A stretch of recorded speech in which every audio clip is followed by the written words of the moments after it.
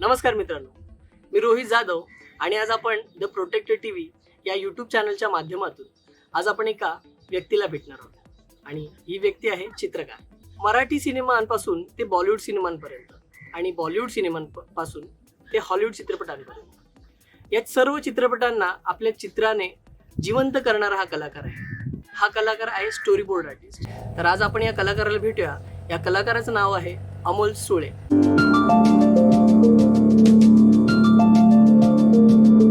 तर मित्रांनो, आपल्यासोबत आहेत अमोल सुळे आणि आज आपण त्यांचा या चित्रकलेतील पूर्ण प्रवास कसा होता हे आपण त्यांच्याच तोंडून ऐकू. तर अमोल सर, आम्हाला तुमच्या चित्रकलेतील रुची कशा प्रकारे होती हे मला तुमच्या तोंडून ऐकायला फार आवडेल. नमस्कार, मी अमोल सुळे आणि मी गेली काही 25 वर्ष मी या क्षेत्रामध्ये काम करतोय. तू विचारलंस की चित्रकलेची रुची कशी तयार झाली, तर मी स्वतःला नशीबवान समजेन किंवा भाग्यवान समजेन, कारण माझ्या चित्रकलेतली रुची ही माझ्या आजोबांकडनं आलेली. कारण आजोबा माझे त्यावेळी विशांताराम, जे आपण तपस्वी विशांताराम ज्यांना म्हणतो आपण, त्यांच्याकडे ते आर्ट डिरेक्टर म्हणून काम करतात. ते आणि आपले सुप्रसिद्ध लेखक वपू काळे, त्यांचे वडील पुश्री काळे, त्यांच्याबरोबर आजोबा काम करायचे. आणि त्यावेळी तेव्हा मी खूप लहान होतो, म्हणजे तेव्हा आजोबांकडे शिकणं बिकणं हा प्रकारच नव्हता. मला वाटतं आय थिंक ज्युनियर सिनियर वगैरे अशा रेंजमध्ये होतो मी, त्याच्यामुळे ते समजण्याचं वयच नव्हतं माझा तेव्हा. नंतर पप्पांकडनं वगैरे ऐकलेल्या गोष्टींवरून मी त्यामुळे प्रत्यक्ष आजोबांना काम करताना वगैरे पाहिलेलं नाही, पण ते कुठेतरी एक तुम्हाला तो DNA मिळतो ना, तो तसा तो झाला. आणि तिथून थोडीशी आवड लहानपणापासूनच सुरू झाली. आणि शाळेत सुद्धा शिक्षक चांगले मिळाले. वडिलांनी नेहमी मला म्हणजे प्रोत्साहन दिलं या बाबतीत, की म्हणजे नॉर्मली आपल्या घरांमध्ये कसं असतं की चित्र काढायला लागलं की आधी काय भिकेचे डोळे आहेत, आणि असं जे ते भिकेचे डोळे आमच्याकडे कधी बोलले गेले नाही, त्यांनी सतत एनकरेजच केले गेले. त्यामुळे माझे आई आणि वडील यांनी सुरुवातीला खूप एनकरेज केलं या सगळ्या बाबतीत. आणि म्हणून मी म्हटलं की वन ऑफ द काय म्हणतात भाग्यवान फॅमिलीज पैकी किंवा भाग्यवान मुलांपैकी मी की त्यावेळी आमच्या जनरेशनमध्ये बरंच असं होतं की बऱ्याचशा माझ्या वयाच्या मुलांना चित्र काढली की घरी फटके मिळायचे, की त्यातनं मॉस्टली काय काय होणार आहे, ह्याच्यातनं पैसे कमवणार नाही, नुसतं काहीतरी चित्र काढणार आहे. कारण तेव्हा तीच समज होता, तोच समज होता की अरे असं ह्याच्यातनं काय मिळत नाही, म्हणजे हे प्रोफेशन होऊ शकत नाही किंवा यामुळे तुमचं घर चालू शकत नाही बेसिकली. आणि आपलं कसं ती पूर्वीपासून जी एक टेंडन्सी जी झालेली आहे की हा अमुक अमुक काय करायचं, 10वी करायचं, 12वी करायचं, मग जास्तीत जास्त काय तर आर्ट्स कॉमर्स सायन्स किंवा मग इंजिनिअरिंग करायचं, किंवा मग अगदीच तुम्ही खूप हुशार असाल तर MBBS करा, डॉक्टर व्हा. ह्याच्या पलीकडे प्रोफेशन आपल्याकडे नाही. CA करा जास्तीत जास्त, याच्यापेक्षा वेगळे प्रोफेशन आपण स्वतःला आपण फ्रेम मध्ये टाकून ठेवलेलं की हे असेल तरच करिअर चांगलं होऊ शकतं किंवा तुमचं लाईफ चांगलं जाऊ शकतं. कलेच्या क्षेत्रात आलात, मग कुठलंही, मग चित्रकला असू देत, गाणं असू देत, किंवा तुमचं कुठलीही कला असू देत, त्याच्यामध्ये आलात तर तुमचं काय खरं नाही, तुमचं घर काय चालणार नाही आणि तुम्ही मग जगायला नालाय का थोडक्यात, असं एक तो इनडायरेक्ट हे होतं.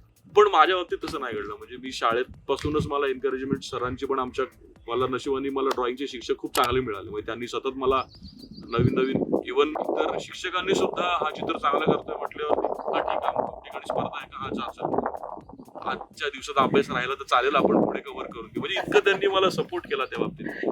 पण मोस्टली मला घरनं म्हणा किंवा शिक्षकांचा म्हणा मला सपोर्टच मिळाला. आणि एकदा काय झालं होतं मला अजून आठवतं की 5वीला वगैरे असेल मी त्यावेळी, आणि मी चित्र करत होतो आणि तेव्हा पप्पांनी सहज विचारलं, त्याच्यामध्ये तुला करायला आवडेल का नंतर पुढे. मी म्हटलं हो. नाही म्हणजे चित्रच काढायला आवडेल का आयुष्यभर, त्यात तर पैसे कोण नाही म्हणणार, म्हणजे आवडीचं काम आहे आणि त्यातनंच जर पैसे मिळत असतील तर अजून काय हवंय तुम्हाला. तर ते बोलले की हे जे मी जे तुला बोलतोय ना त्याला कमर्शियल आर्ट म्हणतात. बरं, कमर्शियल आर्ट कशाचे खातात त्यावेळी काही माहित नव्हतं. मग त्यांनी मला समजेल अशा शब्दात सांगितलं की हे जे पावडरचे डब्बे किंवा साबणाचे वड्या बिड्या दिसतात ना, ते डिझाईन करायचे असतात, ते ड्रॉ करायचे आणि पेंट करायचे, त्याचे पॅकेज डिझाईन करायचे, मला समजेल असं, म्हणजे कमर्शियल. त्या दिवसापासून मी माझ्या घरात जो पावडरचा डब्बा सापडेल, जो मला साबणाचा डबडी सापडेल, मी तो घेऊन त्याला ड्रॉ करून, आणि स्केच पेन असायचं तेव्हा काय वॉटर कलर पण वापरत नव्हतं, आपलं ड्रॉ करून पेंट करून हे मी ती अजूनही बऱ्याच वेळा माझ्या आय थिंक माझ्याकडे आहेत कुठेतरी जुनी ठेवलेली माझी ती ड्रॉइंग्स. तर सुरुवात अशी झाली. आणि प्रत्येक मला असं वाटतं की मराठी मुलाची सुरुवात ही 2 चित्रांनी नेहमीच होते त्याचं बालपण. मग तो नंतर पुढे चित्रकार होऊन देत किंवा नको होऊन देत. पहिलं चित्र म्हणजे गणपतीचं आणि दुसरं चित्र म्हणजे छत्रपती शिवाजी महाराजांचं. माझी तशीच झाली, म्हणजे सोप्या पद्धतीने कसा गणपती करून घेता येईल, मग ते मी शिकलो. एक नंतर मला एक टेक्निक सापडली की 2 त्रिकोण असे एकत्र गेले की शिवाजी महाराजांचं चित्र बनतं. त्यावेळीची त्यांनी टोपी आणि हे असं जमलं. तिथून एक आवड झाली. मग लोकांना आवडायला लागलं, शिक्षकांना आवडायला लागलं, घरी थोडं कौतुक व्हायला लागलं. कोणी पाहुणे आले की त्यांना हा बघा चित्र करतो, छान करतो. मग आजोबांना ओळखणारी अरे आजोबांचं आलंय तुझ्यात वगैरे. मग मला कुठेतरी एक आजोबांची इमेज माझ्यामध्ये तयार झाली होती की खरंच त्यांचं काय काम होतं, काय त्याची कल्पना नव्हती, पण त्यांच्यामुळे आपण तेवढे आपल्यामध्ये आहे आणि आपल्याला ते मेंटेन करून ठेवायचं हे कुठेतरी आलं. आणि वडिलोपार्जित आपल्याकडे आजोबां थ्रू आलंय, म्हणजे आजोबांकडून आलंय हे ऐकणंच खूप मोठं असतं आपल्यासाठी. हो, ते वडिलांकडेही होतं माझ्या. त्यांनी आजोबांना बरीच वर्ष त्यांनी असिस्ट पण केलेलं आहे, पण आजोबांनी त्यांना त्यावेळी सांगितलं होतं की ह्याच्यामध्ये तू प्रोफेशन म्हणून याच्याकडे बघू नको, कारण त्यावेळी तितकं त्याला स्कोप म्हणून बघितलं जायचं नाही. म्हणून मग पप्पा आमचे सुरुवातीला एअरफोर्स मध्ये गेले आणि त्याच्यानंतर मग इतर ठिकाणी काम झालं. एकंदरीत तुमच्या घरातला प्रवास हा त्या गोष्टीकडे बघण्याचा कलात्मक प्रवास होता. म्हणजे एकदम घरातच आहे ते. हा, क्रिएटिव्हली बघणं, म्हणजे एखाद्या गोष्टीकडे बघणं म्हणजे क्रिएटिव्हली बघणं. म्हणजे अगदी तुमच्या आजोबांपासून ते आता तुमच्यापर्यंत तुमचं पहिलं चित्र आणि म्हणजे ते साकारण्याची तुमची जिद्द किंवा त्या गोष्टीसाठी क्रिएटिव्हली तुम्ही काय काय केलात आणि ते कशापर्यंत तुम्ही ते पूर्ण केलं आणि त्याचं पुढे काय झालं. म्हणजे बऱ्याच मराठी माध्यमातल्या मुलांचं असं होतं की मी गणपती काढणार आणि तो गणपती कुठे काढायचा तर मला तो एखाद्या ठराविक शाळेच्या कुठल्या तरी महोत्सवामध्ये किंवा चित्रकलेच्या स्पर्धेमध्ये किंवा आणखीन काही अशा नगरी शहरातल्या कुठेतरी काहीतरी एक स्पर्धा भरली असेल तर त्यासाठी आपण वापरतो. तर तुमचं पहिलं चित्र कोणतं होतं आणि त्याच्या पुढे तुम्ही कशा प्रकारे प्रदर्शन केलं, मला ते ऐकायला फार आवडेल. आता एकदम पहिलं चित्र कुठलं होतं हे जरा थोडंसं कठीण आहे त्यावेळेस आठवणं, कारण काय केलं होतं मला कारण पूर्वी आपण सगळे रेकॉर्डात मारायचो. त्या एज मध्ये असं नव्हतंच काय. आणि माझं बऱ्यापैकी सगळ्या लोकांना आवडलेलं चित्र असं मी सांगू शकतो की हा हे बाबा आता ह्या चित्रावरून ह्यांना पप्पांना किंवा आम्हाला कोणाला क्लिक झालं की अरे हा काहीतरी त्याच्याकडे आलेलं आहे बाबा याच्याकडे. तर तसं चित्र होतं. मी शाळेसाठी एका आय थिंक मला वाटतं तेव्हा लोकमान्य टिळकांची पुण्यतिथी होती आणि त्यावेळी मी लोकमान्य टिळकांचं चित्र थर्माकोलवरती केलं होतं. थर्माकोलच्या शीटवरती थर्माकोलचं, आणि त्यावेळी आपले खडूचे म्हणजे तुमचे ऑइल पेस्टल ज्याला म्हणतो ते कलर होते. ते तसेही धड बसत नाहीत त्या थर्माकोलच्या बेसवरती, पण मी केलं होतं आपलं त्याच्यावरती. आणि ते त्याला नंतर ब्लॅक कलर खडूनी त्याला आउटलाईन वगैरे सगळं करून, आणि ते ब्लॅक अँड व्हाईट चित्र होतं मुळात, ते मी कलर केलं होतं माझ्या आकलेने. जे काय त्यावेळी 5वीत आपल्याला जेवढं समजतं त्या पद्धतीने केलं होतं. पण ते चित्र बऱ्यापैकी आमच्या शाळेमध्ये फेमस झालं. तेव्हा मी ठाण्याला आम्ही सरस्वती सेकंडरी हायस्कूलमध्ये मी शिकत होतो. बऱ्यापैकी फेमस झालेलं. मग सरांनी ते शेवटी तो कटआउट करून पुण्यतिथीच्या वेळी लोकमान्यांच्या स्टेजवरती एका ठिकाणी लावलं. त्याच्यानंतर ते काढून आमच्या नोटीस बोर्डवरती 1-2 महिने होतं.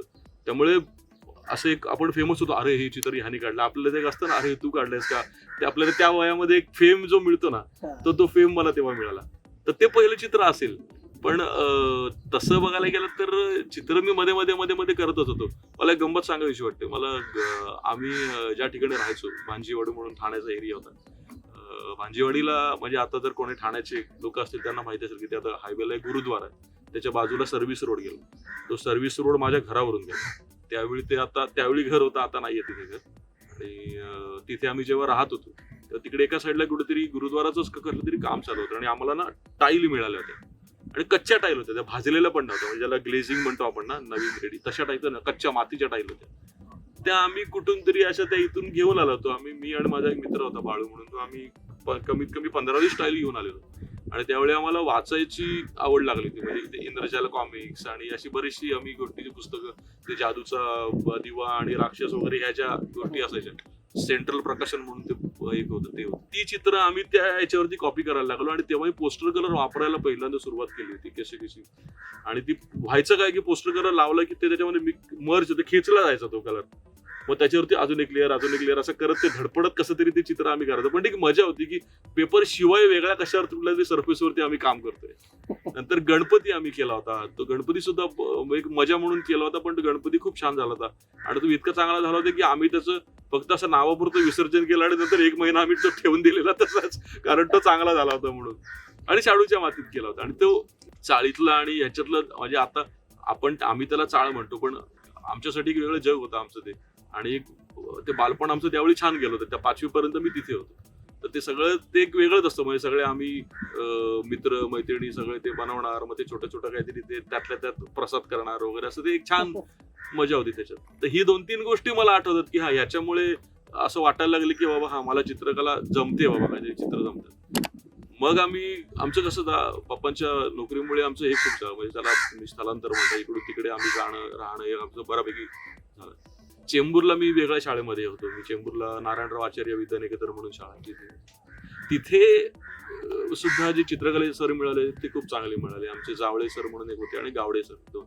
तर त्यांच्याकडे पण मला भरपूर शिकायला मिळालं आणि त्यांनी एनकरेज पण खूप केलं मला याबाबत की तू शिक, तू चांगलं कर, तू करिअर याच्यात करता येईल तुला वगैरे वगैरे. सुरुवातीला आमचे बाकीचे म्हणजे जे टीचर्स होते, शिक्षक होते, त्यांनी फारसं मला एनकरेज केलं नाही, कारण अभ्यास करत नव्हतो. शाळेमध्ये कसं व्हायला लागलं की ह्याच्यात आवड झाली, स्पोर्ट्समध्ये मला आवड खूप होती. म्हणजे मी एकतर 2 करिअर ऑप्शन होते माझ्याकडे, एक तर मी स्पोर्ट्स किंवा मग चित्रकला. मग त्यातला मी चित्रकला सिलेक्ट केला. गणिताची आकडेमोडी जमली नाही असं म्हणू शकतो. मग त्यावेळी कंटाळा यायचा. आता काही गोष्टी तुम्हाला कराव्याच लागतात, गणित हा प्रकार सोडून द्या, पण त्यावेळी मला कंटाळा येत होता गणिताचा. म्हणजे मुळात ते तुम्ही जर तो हा चित्र बघितला असेल चित्रपट तारे जमीन, तर त्याला कशी ते फळ्यावरती सगळं असं हा तसं थोडस मला फील आला होता. मी जेव्हा मी तो बघितला विचारतो अरे आपल्यात पण असंच काहीतरी अगम्य काहीतरी वाटायचं तिकडे बघून असं. पण त्यांनी सुद्धा खूप नंतर सपोर्ट केला. ज्यांना तेव्हा कळलं की शाळेचं नाव होतंय, आम्ही बाहेर जाऊन नंबर मिळवतोय ड्रॉइंग मध्ये किंवा गाण्यामध्ये किंवा वाजवण्यामध्ये. आम्ही त्या म्युझिक मध्ये पण थोडीशी आवड होती मला. नंतर स्पोर्ट्स मध्ये मी जिम्नास्टिक्स वगैरे करायचो आणि आपल्या रोप मलखांब करायचो, मलखांब करायचो, या सगळ्या.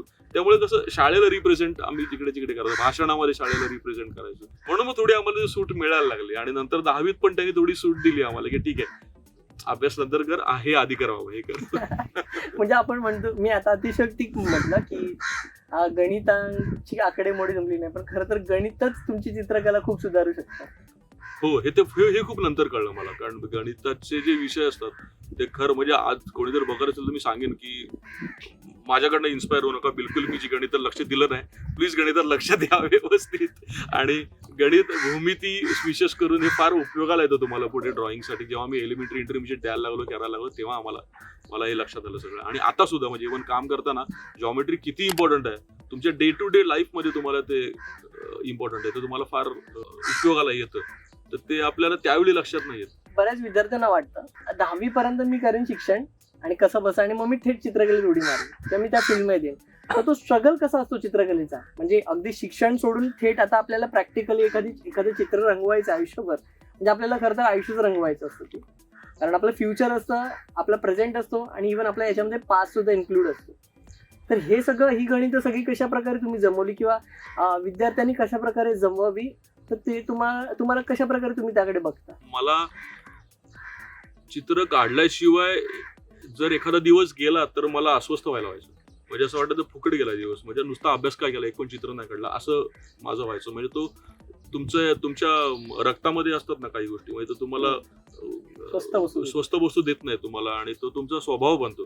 कारण मुळात जर तुम्हाला त्याला करिअर म्हणून बघायचं असेल तर तुम्ही काहीतरी वेगळं करताय आणि तुमची टेंडन्सी किंवा तुमचा जो मूळ स्वभाव काहीतरी वेगळा आहे आणि तुम्ही कलेच्या क्षेत्रात येणार असाल तर तुम्ही पुन्हा एकदा विचार करा. मी पुन्हा सांगेन, तुमचा मुळात पिंडच कलाकाराचा हवा. तुमचा जर पिंड कलाकाराचा नसेल तर मग तुम्ही त्याला न्याय नाही देऊ शकणार त्या कलेला, असं होतं. आणि काय मग तुम्हाला ते वरवर शिकावं लागतं. तुम्ही फक्त पैसे कमवण्याच्या दृष्टीने शिकता, मग तुम्ही सुरुवातीला कलेसाठी कला ही तुम्हाला करावीच लागते. मग तुमच्या कलेतून तुम्हाला पैसे मिळत जातात, लोकांना आवडत जातो, तो भाग वेगळा आहे. सो हा जो पार्ट आहे, ह्या पार्ट मध्ये तुम्हाला स्वतःला आधी ठरवावंच लागतं की मला कशासाठी शिकायचंय, मला कला शिक्षण का घ्यायचंय. म्हणजे मला पैसे कमवायचे म्हणून घ्यायचंय की मला असं काहीतरी फॅसिनेट करतं, मला फार आवडतं आणि मला ह्यातच रमायला आवडतं म्हणून मला करायचं. मग त्यातनं भलेही थोडे 4 पैसे कमी मिळाले ना हरकत नाही, पण हे आनंद देतं मला. आणि मी जरी 4 पैसे कमी कमवेन पण मी आयुष्यभर सुखी आनंदात राहीन. कारण तुमचा अल्टिमेट गोल शेवटी तोच आहे ना की तुम्हाला कितीतरी तुम्ही असे बघा म्हणजे की करोडपती अब्जोपती माणसं सुद्धा आहेत, त्यांची सुद्धा आपल्याला दिसायला दिसतं त्यांच्याकडे हे आहे ते आहे हे आहे, त्यांना जर तुम्ही खूप असं खोलात जाऊन विचाराल तर त्यांना कुठेतरी एखादी काहीतरी सल असतेच की अरे मला हे करायचं तर राहून गेलं, पण मला ह्या गोष्टीसाठी करावं लागलं. आणि मला ही तडजोड आयुष्यात करायची नव्हती की अमुक गोष्ट मला ही आवड खूप मनापासून होती, पण मला फक्त पैसे कमवायला हे करावं लागलं. पैसा महत्वाचा आहेच, तो कमवायलाच हवा, जगण्यासाठी गरजेचंच आहे तो, पण इतकं महत्वाचं असू नये की त्यांनी तुमची कुठेतरी तुमचं व्यक्तिमत्व तो संपवून टाकेल. हे मला फार वाटत होतं आणि मला हे कळलं होतं की, आणि एकतर जे विषय समोर आले होते 10वी आणि 12वी वगैरे सगळं. 10वीत मी एक काय म्हणतात त्याला, ते 1 वर्ष माझी जेव्हा गटांगळी गेली आणि मी ठरवलं की अरे हा हे विषय राहिलेत, आता याच्यानंतर पुढे आपण पुन्हा 10वी द्यायची आणि चालू करायचं. तेव्हा तिथे कुठेतरी मला ह्या क्षेत्रातच करिअर करायचं हे डोक्यात होतंच त्या पिरियडला. म्हणून मग मी पुन्हा ते राहिलेले पेपर देऊन मी पुन्हा आर्ट कॉलेजेसचे दरवाजे ठोकले. तिथे फारसा मला कोणी मग ते 10वीमुळे असेल म्हणा किंवा इंटरमिजिएट मध्ये सुद्धा मला तेवढी मोठी ग्रेड नव्हती. आता तर म्हणजे C ग्रेड वगैरे होती, पण त्यावेळी C ग्रेड मिळणं सुद्धा बऱ्यापैकी, कारण आताच्या मुलांच्या C ग्रेड आणि आमच्या याच्यामध्ये खूप फरक आहे, कारण खूप स्ट्रिक्ट तपासले जायचे पेपर तेव्हा. खूप कमी मुलं पास व्हायची बेसिकली C, A आणि B ह्या ग्रेड्सने. त्यामुळे करिअर म्हणून जर बघायचं असेल क्षेत्राकडे तर मी सांगेन, फार क्लिअर सांगेन, सगळ्यांना सांगेन की तुमच्याकडे, मी नेहमी माझ्या मुलांना सांगतो की तुमच्याकडे 3 P पाहिजेत. 3 P म्हणजे कुठला? एक P असतं तो पेशन्स, त्याच्या आधी असतो पॅशन. तुमच्याकडे मुळात ते पॅशन पाहिजे चित्रकलेचं किंवा कुठल्याही कलेचं. त्याच्यानंतर तुम्हाला पाहिजे पेशन्स, म्हणजे ते पॅशन तुम्हाला कन्व्हे करायला किंवा ते मेहनत करायला तुम्हाला पेशन्स पाहिजे, टिकवून ठेवायला. आणि दुसरं तुम्हाला पाहिजे पर्सिस्टन्स. पर्सिस्टन्स म्हणजे तुम्ही एकदा ठरवलंत ना हे, मग आर पार. मग तुम्हाला जायचं तर तुम्हाला जायचंच आहे कुठल्याही परिस्थितीत. मग त्यात तुम्हाला ऑप्शन नाही की हे किंवा, कारण कला क्षेत्र हे असं क्षेत्र आहे ना, तिकडे तुम्ही 2 नंबरवरती राहू नाही शकत, तुम्हाला 1 नंबरच राहावं लागेल. दुसऱ्या कुठल्या याच्यामध्ये कदाचित तुम्ही जाऊ शकाल, मला 90% नाही येत, मला बाबा 80%. इथे असं नाही चालत. म्हणजे ही कॉम्पिटिशन नाहीये, म्हणजे ही स्पर्धा नाहीये कुठली ज्याला आपण रॅट रेस म्हणतो किंवा अशा, ही स्पर्धा नाहीये. ही एक क्रिएटिव्हली तुम्ही किती पुढे आहात एकमेकांच्या, किंवा तुम्ही क्रिएटिव्हली किती डीप आहात. आणि गंमत म्हणजे जेव्हा तुम्ही पुढे म्हणता ना, ज्या गोष्टीवर तुम्ही पुढे आहात असं म्हणतात, त्याला ऍक्च्युली तो डीप असतो. कारण मी माझ्या मुलांना पण क्लासच्या म्हणा किंवा त्यामुळे मी नेहमी सांगतो की ज्याला आपण बेसिक कोर्स आणि ऍडव्हान्स कोर्सचे काही क्लासेस किंवा कॉलेजमध्ये केलेले असतात, पण ऍडव्हान्स कोर्स असं काही नसतं. कारण तुम्ही जेव्हा जितकं ऍडव्हान्स शिकत जाता ना, तितकं तुम्ही बेसिकलाच येत जाता. जितकं तुम्ही बेसिक स्टडी करा, बेसिकचा अभ्यास करा, तितकं तुमचा ऍडव्हान्स चांगला होत जातं. त्यामुळे ऍडव्हान्स हा फक्त एक कॅटेगरी आहे, तुम्हाला टर्म म्हणू शकतो आपण ती. पण शिकता तुम्ही ऍडव्हान्स मध्ये खूप डीप जाऊन जेव्हा शिकता, आतमध्ये डिटेलमध्ये शिकता, त्याला ऍडव्हान्स शिक्षण आपण म्हणतो. म्हणजेच काय, तुम्ही रूटकडे जाता ना, रूटकडे जाता म्हणजेच तुम्ही बेसिक्सकडे जाता. आणि हे मला करायचं होतं, आणि ह्या पद्धतीने मला सतत काम कलेच्या क्षेत्रामध्ये किंवा ड्रॉइंग मध्येच करायचं होतं. आणि म्हणजे आता मी गमतीने म्हणतो की त्यावेळी असं वाटत होतं की डोक्याचा उपयोग मी हमालीसाठी सुद्धा करू शकत नाही, त्याच्यामुळे मी या क्षेत्रामध्ये आलो. कारण अभ्यास आणि या गोष्टी माझ्यापासून थोड्याशा म्हणजे गणित किंवा, आणि आश्चर्य वाटेल की त्यावेळी माझा त्या 2 जे विषय होते 10वी मध्ये माझे राहिलेले, त्याच्यामध्ये गणित आणि एक इतिहास होता. आणि आज कदाचित काही लोकांना आश्चर्य वाटतं माझ्या मुलांना किंवा यांना की सर तुमचा इतिहास राहायला कसा, तुम्हाला हे पण माहिती आहे, तुम्हाला सगळे. हे नंतर झालं. शाळेतला इतिहास हा म्हणजे इतिहास जमा झालेला असतो आपला, त्याच्यामुळे तो फार असं त्याच्यामध्ये इंटरेस्टिंग कधी मी शिकलो नाही. नंतर मी इतिहास शिकलो ते गड किल्ल्यांवर जाऊन किंवा ट्रेकिंगला जाऊन किंवा जे काही मोठे इतिहासकार आमच्या नशिबात आमच्या समोर आले आणि त्यांच्याकडनं ऐकलं, त्याच्यातनं तो जिवंत इतिहास आम्हाला मिळाला. बस. म्हणून करिअर म्हणून मी विचार केला तर तो मी ह्याचाच विचार केला, कलेचा, कारण हे लॉंग लास्टिंग आहे. कारण जिम्नॅस्टिक्स वगैरे हे थोडंसं एक काही ठराविक वयानंतर तुम्हाला थांबवावं लागतं, पण ह्यात त्या वयाची मर्यादा नाही, तुम्ही अगदी मरेपर्यंत काम करू शकता. अमोल सर म्हणाले की गणितात आणि इतिहासात त्यांची गाडी कोलमडली, पण आता त्यांच्या प्रॅक्टिस बुकमुळे बघताना असं वाटतं की हे खोटं बोलले ते. कारण मी बऱ्याचदा त्यांची प्रॅक्टिस बुक पाहिली तर त्याच्यामध्ये ते नेहमी गणित आणि इतिहासासोबत खेळताना दिसलेत मला. असो, तर माझा पुढचा प्रश्न असा असेल की शाळेमध्ये आम्हाला एकतर साधारणतः एक फाईन आर्ट म्हणजे स्थिरचित्र किंवा आपण त्याला स्टील लाईफ म्हणू, किंवा मला एलिमेंटरी किंवा इंटरमिजिएट ज्या परीक्षा भरतात चित्रकलेसाठी, तर त्या ज्या चित्रकलेच्या परीक्षापर्यंतचा प्रवास आम्हाला माहिती असतो. त्याच्या पुढे काय आहे किंवा पुढे काय करिअर आहे त्याविषयी आम्हाला सांगितलं तर खूप बरं होईल. खरं आहे, कारण मुळात शाळेतलं शिक्षण हे म्हणजे कला शिक्षण किंवा चित्रकला शिक्षण हे एलिमेंटरी इंटरमिजिएटच्या पलीकडे जातच नाही. चित्रकला शिक्षक जे असतात ना, त्यांनी थोडं हे सांगितलं पाहिजे मुलांना की एक करिअर म्हणून त्याच्याकडे तुम्ही कसं बघू शकता, कारण ते स्वतः त्या क्षेत्रात काम करतात आणि त्या क्षेत्रातली माणसं वाढवणं ही आपली एक जबाबदारी आहे असं मला वाटतं. या माणसात जास्तीत जास्त मुलं या क्षेत्रामध्ये येणं, जास्तीत जास्त चांगलं काम या क्षेत्रामध्ये होणं. त्यामुळे शिक्षक म्हणून हे आपलं काम आहे की आपण हे मुलांना सांगावं की ह्याच्यामध्ये ह्या पद्धतीने करिअर करता येतं. फक्त पूर्वीच्या काळी, म्हणजे पूर्वीचा काळ फार नाही म्हणणार, पण मी जेव्हा शाळेत होतो काही साधारण 30 वर्षापूर्वी पकडा, ज्याला आपण करिअर ऑपॉर्च्युनिटीज म्हणतो, ह्या त्या मनाने आजच्या मनाने खूप कमी होत्या तिकडच्या. तुम्ही जास्तीत जास्त फाईन आर्ट, कमर्शियल आर्ट, जे स्कूलला पडला जे व्हायचं ते आर्किटेक्चर, इंटिरियर, ह्या 2-3 गोष्टी होत्या. ETD ज्याला आर्ट टीचर डिप्लोमा म्हणतो, म्हणजे तुम्ही शिकता त्यातल्या तर उपजीविकेचं साधन तुम्हाला सोप्यात सोपं कलेत काय, चित्रकलेत काय, तर तुम्ही ETD करा, आर्ट टीचर डिप्लोमा करा आणि शिक्षकाची नोकरी करा आणि तुम्हाला तुमचं करिअर तिथे बनवा. हा एक प्रकार होताच त्याच्यामध्ये. आता तसं राहिलेलं नाहीये, कारण आता कसं झालं, आता समजा मी सांगायचं झालं तर आज करिअर ऑपॉर्च्युनिटीज ह्या कला क्षेत्रात भरपूर आहेत. म्हणजे स्पेशली चित्रकला क्षेत्राबद्दल म्हटलं तर काही वर्षापासून ॲनिमेशन सारखं एवढी मोठी दुनिया ओपन झाली आहे लोकांना, किंवा VFX आहे आता जे आहे ते, किंवा एलिमेंटरी इंटरमिजिएट नंतर जेव्हा तुम्ही 10वी जाता, आता तर त्यांनी अजून गव्हर्नमेंटने खूप चांगलं केलेलं आहे की तुमचे इंटरमिजिएटचे जे मार्क असतात ते तुमच्या 10वीच्या परीक्षेमध्ये ऍड केले जातात. त्याच्यामध्ये तुम्हाला साधारण त्याचे तुमच्या जी ग्रेड मिळेल त्या ग्रेड प्रमाणे तुम्हाला तिथे मार्क तुमचे वाढतात. आणि ते वाढल्यामुळे काय होतं की तुमच्या एक तुम्हाला एक हुरूप येतो की अरे हा आपल्याला एक तर टक्के वाढतात. तुम्हाला काय हल्ली असं झालं की पॉईंटनी जरी टक्का वाढला तरी तुम्हाला खूप फरक पडतो हल्लीच्या जगामध्ये. त्यामुळे त्याच्यामध्ये ते वाढतातच. हा त्याचा डायरेक्ट फायदा झाला सर्वसामान्य लोकांसाठी.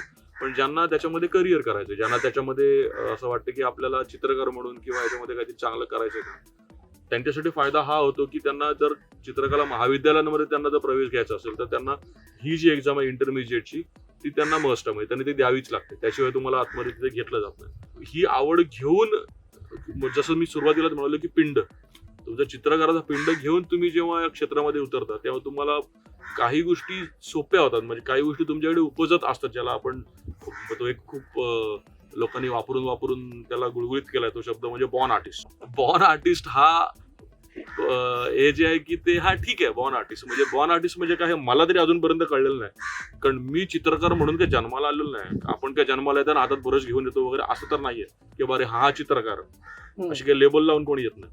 पण तुमची आवड तयार होते कुठेतरी, तुमचं आधीचं DNA कुठलं तरी काहीतरी, जसं माझं आजोबांचं किंवा वडिलांचं म्हणा किंवा हे होतं. हे प्रत्येकाकडेच असतं असं नाही. काही जणांना अचानक चालू होतं, म्हणजे त्यांच्या घरामध्ये कोणीही काही नसतं पण अचानक त्यांना चित्रकलेची आवड तयार होते आणि ती मुलं चित्र काढायला लागतात, त्यात ते करिअर चांगलं करतात आणि खूप चांगल्या पद्धतीने करतात. तर त्यांचा पिंड बनत जात होतो आणि त्याच्यासाठी महत्त्वाचं असतं की आजूबाजूचं वातावरण पोषक बनवणं त्यांना. आणि हे काम घरापासून आणि शाळेपासूनच केलं जातं. कसं झालं की आपल्या रोजच्या आयुष्यामध्ये चित्रकला इतकी मिसळली गेलेली आहे ना, की इतकी मिसळल्यामुळे त्याचं महत्व कमी झालं.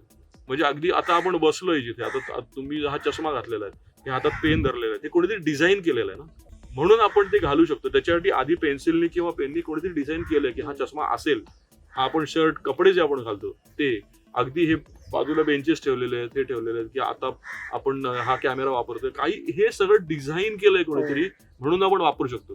तुमचा साधा हातरुमाल सुद्धा, तुमचा हँकरशिप, तुम्ही जेव्हा समजा आपण घ्यायला जातो दुकानामध्ये हँकरशिप, तेव्हा जो हातरुमाल जो एक समजा पांढरा फटफटीत किंवा एक कुठला तरी प्लेन कलरचा असेल आणि दुसरं त्याच्यावर काहीतरी पॅटर्न, डिझाईन, फुलं, पानं, नक्षी असं काहीतरी केलं असेल, तर मुलं किंवा आपण नॉर्मली आपला कल असतो की आपण पांढरा किंवा तो नाही होतो, आपण डिझाईन आपल्याकडे अट्रॅक्ट करतो, आपण डिझाईनकडे जास्त जातो. याचं कारण ते की माणसाचा मूळ स्वभाव सौंदर्य बघण्याचं. आपल्याला जर सौंदर्य दिसतं म्हणून आपण ते ऍक्सेप्ट करतो आणि ते सौंदर्य तुम्हाला प्रत्येक ठिकाणी दिसतं. म्हणजे कलेच्या क्षेत्रामध्ये तर कला किती उपयोगाला आहे हे ह्याच्यामधनं कळतं आपल्याला. पण झालंय असं की आपल्या प्रत्येक वस्तूमध्ये ती कला असल्यामुळे आपल्याला ते, हिंदीत ती म्हणे ना घरकी मुर्गी, तसं झालेलं आहे ते थोडंसं, की घरकी मुर्गी असल्यामुळे त्याचं महत्वच नाही आपल्याला, की हा ठीक आहे पेन आहे, हा ठीक आहे टेबल आहे, खुर्ची, अरे पण ते कोणीतरी डिझाईन केलंय म्हणून आहे ना तिथे, म्हणून ते महत्व कमी झालंय. म्हणजे ज्या खुर्चीवर बसून किंवा जो माईक हातात धरून किंवा ज्या टेबलवर उभे राहून तुम्ही कदाचित ह्या कला क्षेत्रात काय राहिलेलं नाही, तुम्ही इतर क्षेत्रांमध्ये जा तिकडे पैसा आहे असं जे म्हणता ना, तिथे ज्याच्यावर बसलायत ना ते कोणीतरी डिझाईन केलं हे विसरता ना तुम्ही. हे बोलताना तुम्ही जे कपडे घातलेले आहेत ते कोणीतरी डिझाईन केलेले आहेत हे आपण विसरतो आणि सोयीस्करपणे विसरतो. आणि हे आपणच आपल्या हाताने करून घेतलेलं आहे आणि याचं नुकसान खूप मोठं आहे. दिसणार. म्हणजे आज तर मी थोडं पुढे जाऊन म्हणेन की आज अख्ख्या जगामध्ये जो आपण अगदी आतंकवाद किंवा विध्वंसक वृत्ती ज्याला म्हणतो ना आपण, ती फक्त ह्या कारणासाठी आलेली आहे की लोकांनी सौंदर्यदृष्टी संपलेली आहे. कारण एखादी गोष्ट विध्वंस करायची, एखाद्या गोष्टीचं नुकसान करायचं, ही जी प्रवृत्ती आहे ज्याला सौंदर्यदृष्टी नाही आहे ना तोच करू शकतो. तो पुतळा तोडला जातो, हे होतंय. पुतळा तोडायची इच्छा कशी होऊ शकते? त्या माणसाबद्दल, तो गेलेल्या माणसाबद्दल तुम्हाला काही इश्यूज असतील, मान्य आहे. चला, आपल्याकडे प्रत्येकाला ती एक लोकशाहीमध्ये प्रत्येकाला ते एक स्वातंत्र्य दिलेलं आहे. पण अरे किती पण असलं तरी सुद्धा पुतळ्याने तुमचं का बिघडलंय? ती कुठल्या तरी एका शिल्पकाराची कलाकृती आहे हे का आपण लक्षात घेत नाही? आणि मुळात ही आपण लक्षात घेत नाही, इथेच गडबड आहे सगळी. त्याच्यामुळे आपल्याला इतरांनी नष्ट केलेल्या गोष्टी समजत नाही, त्याचं महत्व कळत नाही. आणि इथे गडबड तुम्हाला कशी झाली तुम्हाला सांगतो. थोडंसं अजून मी मागे जातो या गोष्टीसाठी की ब्रिटिशांपासून सुरुवात करतो मी. काय झालं की ब्रिटिशांनी जेवढं जमेल तेवढं आपलं स्फूर्तिदानं नष्ट करत गेले जेव्हा ते आले. म्हणजे त्यांनी इंग्रजांनी आल्या त्यांनी जितकं जमेल तेवढं शिवाजी महाराजांनी किल्ल्यांचा विध्वंस करत गेला. तोफा लावून पाडण्याचं काम, रायगड सारखा किल्ला इतके दिवस जळत होता. म्हणजे बऱ्याच गोष्टी अशा झाल्यात की त्यांच्या डोक्यात मध्ये करेक्ट मध्ये फार हुशार माणसं होती. त्यांनी यांना ज्या ज्या गोष्टीतनं स्फूर्ती मिळते ते कापून टाका, ते संपवून टाका. एकदा त्यांना स्फूर्ती मिळणं बंद झालं की हे लोक उठणारच नाहीत, उभेच राहणार नाहीत. कसला उठाव करणार आपल्या विरुद्ध, इतका विचार त्यांनी केलेला जो आपण अजूनपर्यंत सुद्धा करत नाही.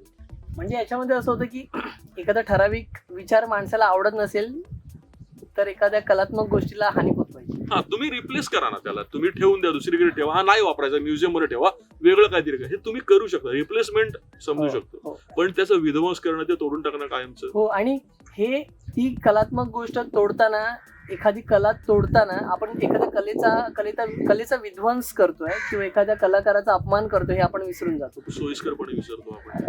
आणि याचं रिझन, कारण असं याचं की हे महत्व मुळातून आपल्याला का दिलं गेलेलं नाही तुम्हाला सांगतो. याचं मला असं वाटतं, माझा जो काही थोडाफार अभ्यास आहे, जे मी म्हणालो की नंतर वाचन वाढलं माझं आणि या सगळ्या गोष्टींमुळे, मृत्युंजय सारखं पुस्तक त्यांनी मला 6वी का 7वीला असताना हातामध्ये दिलं. आणि ते मला, मी काय म्हणतो, अजूनही मी हिप्नोटाईज होतो मृत्युंजय वाचलं की, किंवा समजा मी कुठेतरी डिप्रेस असलो की मी मृत्युंजय किंवा अशी पुस्तकं हातात घेतो ज्याने मला थोडीशी एनर्जी मिळते त्याच्यातनं अजूनही. आणि 10वी नंतर थोडंसं मी काय झालं की माझा कल थोडासा वेगळ्या गोष्टींकडे वळला. मी थोडं जास्त लॉजिकली या सगळ्या गोष्टीकडे बघायला लागलो.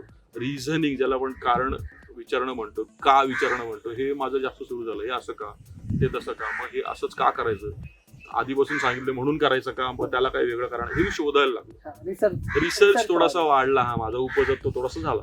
आणि त्यातनं मला कलेचा जेव्हा मी विचार करायला लागलो तेव्हा लक्षात आलं माझ्या ना एक गोष्ट की ज्याला इंग्लिशमध्ये आपण, मला वाटतं, टँजंट आणि नॉन टँजंट अशा गोष्टी म्हणतो, की जेव्हा इंग्रजांनी हे सगळं नष्ट करायला सुरुवात केली ना, तेव्हा त्यांनी फक्त टँजंट गोष्टींनाच नष्ट करू शकले. ते म्हणजे काय की जे दिसतंय ते, ज्याला तुम्ही स्पर्श करू शकता, हात लावू शकता, ह्या गोष्टी ते नष्ट करत गेले. किल्ले नष्ट केले, व त्यांनी कोणाचे पुतळे असतील तर ते नष्ट केले, किंवा कुठल्या तरी एखादा क्रांतिकारक राहिला असेल त्याचं जर घर होतं ते नष्ट केलं.